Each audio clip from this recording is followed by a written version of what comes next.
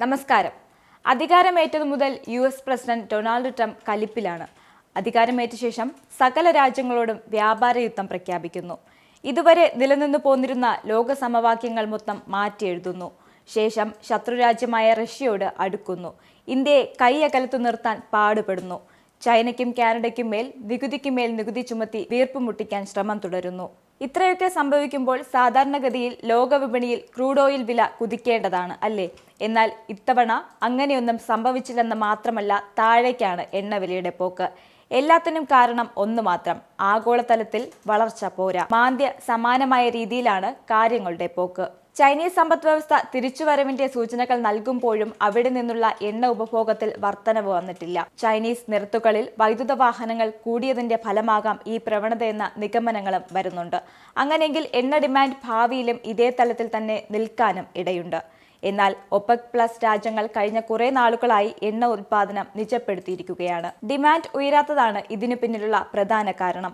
അംഗരാജ്യങ്ങൾക്ക് കൃത്യമായ നിർദ്ദേശം ഇക്കാര്യത്തിലുണ്ട്. കൂടുതൽ എണ്ണ വിപണിയിലെത്തിയാൽ വില ഇനിയും താഴാനും ഇടയുണ്ട്. ഒപെക് നിയന്ത്രണത്തിലും എണ്ണവില ഉയരാത്തതിന് ഒരു കാരണമായി പറഞ്ഞിരുന്നത് റഷ്യയുടെ ഇടപെടലായിരുന്നു.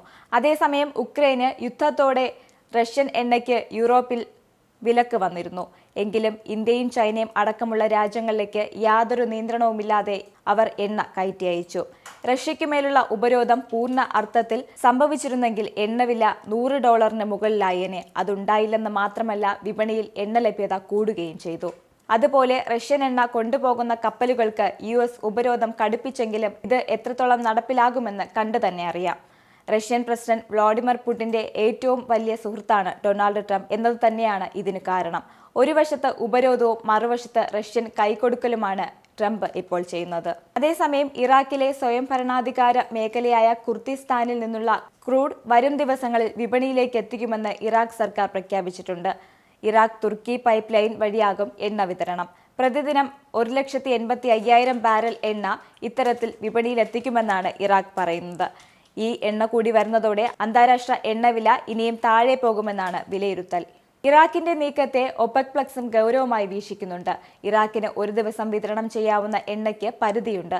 ഈ നിയന്ത്രണം കഴിഞ്ഞ് കൂടുതൽ എണ്ണ വിറ്റാൽ ക്രൂഡ് വില $60 എത്തപ്പെട്ടേക്കാം. അങ്ങനെ സംഭവിച്ചാൽ ഇന്ത്യയെപ്പോലെ എണ്ണ ആവശ്യകതയുടെ 80% ഇറക്കുമതി ചെയ്യുന്ന രാജ്യങ്ങൾക്ക് ഗുണകരമാകും. നിങ്ങൾക്കും ആനന്ദ മീഡിയയുടെ പ്രേക്ഷകരിൽ ഒരാളാകണ്ടേ?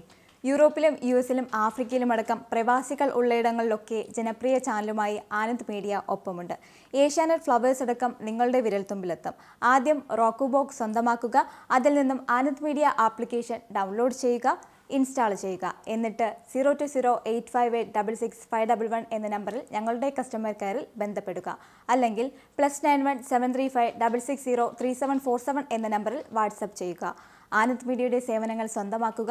മറ്റു ചാനലുകൾക്കൊപ്പം ആനന്ദ് TVയും എൻജോയ് ചെയ്യുക.